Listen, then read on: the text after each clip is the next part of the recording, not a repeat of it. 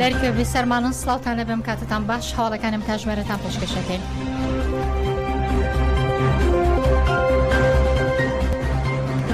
پەرزان لە دەستپێکیان بڵتەنەشدا بە پەیامی هاوسەرۆکی کۆنگرەی گەل ڕەمزی کارتاڵ دەستپێکەکەین کە بڕبوونی نەورۆزەوە لە ڕێگەی ڕادیۆ دەرگی گەلەوە پەیامی نەردۆ و پیرۆزبایی خۆی ئاڕاستی سەرجەمگەلی کوور دەکات.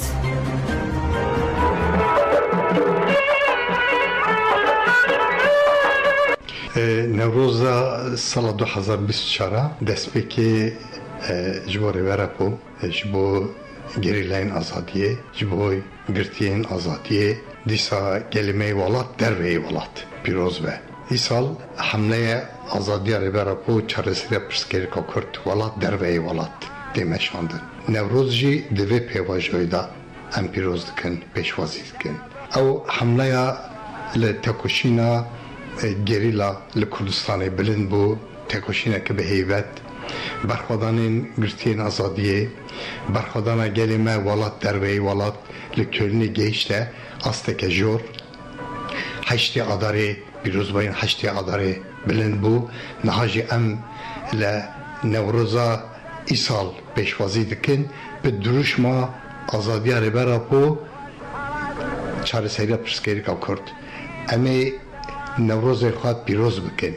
Welat derveyê welat. Pêwîst e pîrozbayên Newrozê îsal bi milyonan dengê gelê me belav bi hemû cîhanê. Bi duruşma azadiya rêbera ku çareseriya pirsgirêka Kurd. Servê esasî em gelê xwe beşdarê pîrozbayên Newrozê dikin. Em dibêjin serkeftiniya gelê me ye, Newroza gelê me pîroz dikin.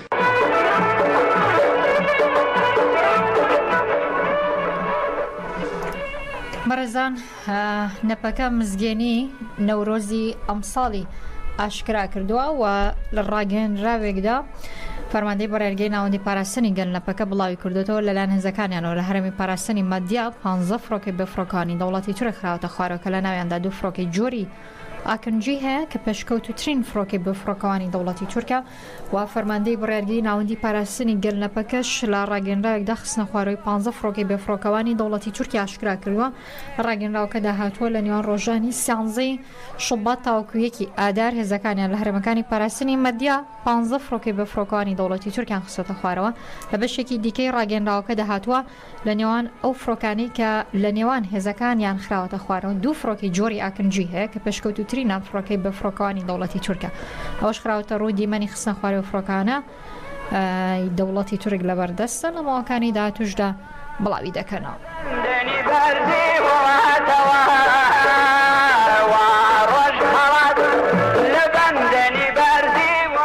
لە درێژەی ئاهەنگ و چالاکیەکان بۆ پیرۆزکردنی نەورۆز لە هێلسنگی پایتەختی فینلەندا هەنگێکی جەماوەری بەڕێوەچوو سەرباری سارد و سەرمای وڵاتە کوردان بە جلوبەرگی نەتەوەی کوردی و بەشداریان تێدا کردووە. بەشداری هونەرمەندان بە سێدان کەس لە هێلسنگی پایتەختی فینلەندا بە پۆشینی جلوبەرگی نەتەوەی کوردی و سازدانی ئاهەنگێکی جەماوەری جەژنی نەورۆزی کوردان پیرۆزکراوە.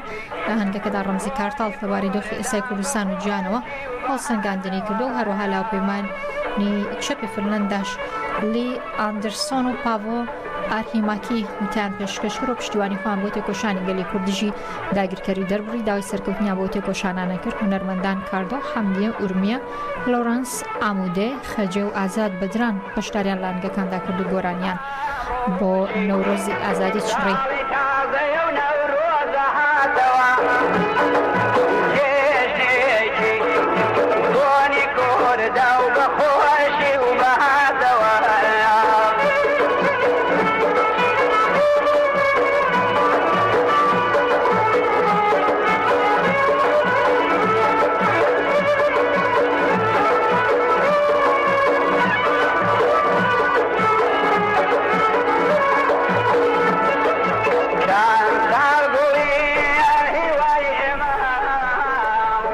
بەڕێزان هەر تایبەت بە نەورۆز لە وڵاتانی دەرەوەی کوردستاندا هەنگەکانی پیرۆزکردنی جەژنی نەورۆز بەردەوامایەوە ڕێدوێنش لە شاری لیڤەرپوڵی وڵاتی بریتانیا نەورۆزی کوردەواری بانگێک و چالاکی جیاواز بەڕێوەچوو بە دەست پێشخەری کۆمەڵی کوردەواری نۆرسویسی لیڤەرپوڵ ئاهەنگێکی تایبەت بە نەورۆز ڕێکخرا. دەستپێکی ئاهەنگەکە خولەکێک بێدەنگی بۆ ڕازگرتن لە گیانی شەیدان و سرودی عێراقی دەستی پێکرد. پاشان هاوسەرۆکی کۆمەڵی کوردی ئارمان محەممەدی لەسەر ناوی کۆمەڵە خێراتنی میوانانی کرد. هاوسەرۆکی جوواکی ئازادی ببورن جوواکی ئازادسەی پرسوس لەگەڵ ئاراستەکردنی پیرۆزبایی نەورۆز بۆ گەلی کورد و بنەماڵی شەیدان و ڕێبەراپۆ ئاماژەی بۆ شۆڕش و بەرخۆدانی گەریلا کرد. هاوکاتی وە ئاشتی بۆ گەلی کورد و ئازادی ڕێبەراپۆ خواست. لە کۆتاییشدا ئاماژیان بەوە کردووە کە لە نەورۆزی ئەمساڵۆ تێکۆشان بۆ ئازادی فیزیکی ڕێبەرەوە جەلان و بێ سەر دەکەن و پرسەکەی خستۆتە ڕۆژەفی جوواکی ئازاد لە بەریتانیا.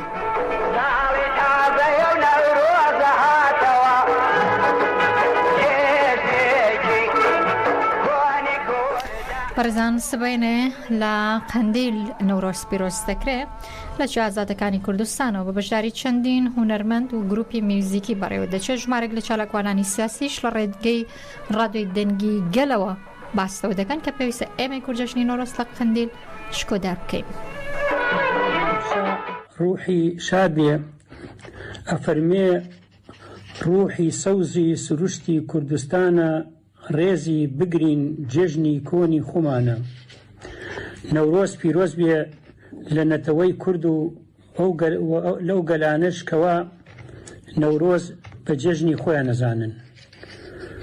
لێرەشەوە تون دەستی گرێلەکانی سەر قەندیل ئەگوشم و پیرۆزبایان لێ ئەەکەم با هەر هەمومان پێکەوە جێژنی نەورۆز لە قەندیل بگێڕین و هەر سەرکەوتو بین.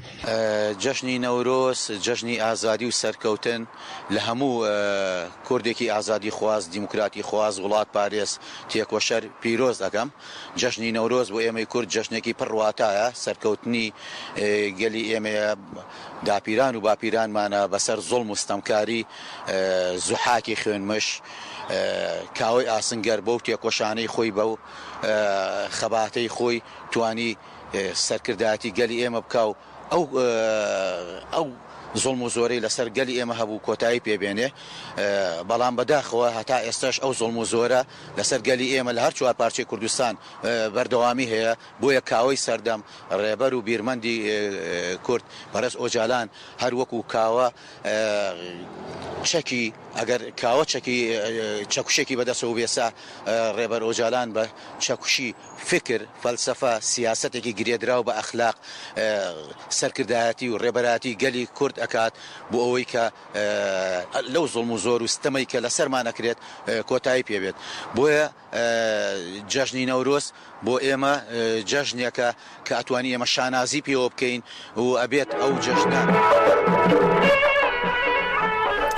گرنگترین هەواڵەکانی نەورۆز ئەمڕۆ لە ڕادیۆی دەنگی گەلەوە بۆ ڕووماڵی هەر چوار پارچەی کوردستان لەگەڵ هاوکارانم لە گەشتەکانی داهاتوودا بەردەوام دەبن. ئەمڕۆ بەتابەتی لە باکووری کوردستان لە زۆربەی شارە کوردەکانەوە نەورۆز پیرۆز دەکرێت و هەفتەیەک زیاتریشە لە شارە کوردەکان لە ڕۆژهەڵاتی کوردستان ئێرانەوە بە هەمان شێوە نەورۆز پیرۆز کرا و بڕیارە سەر لە بەیانی ئەمڕۆ ئێوارەش لە شاری سلێمانی لە دوای خوانی بەربانگەوە لە شەقامی سالمدا خەڵک نەورۆز پیرۆزکە و ئاگری نەورۆز لەوێت دەکرێتەوە. سبەینێش 21 مانگ لە بناری قەندیل بە هەمان شێوە نەورۆز پیرۆز دەکرێت.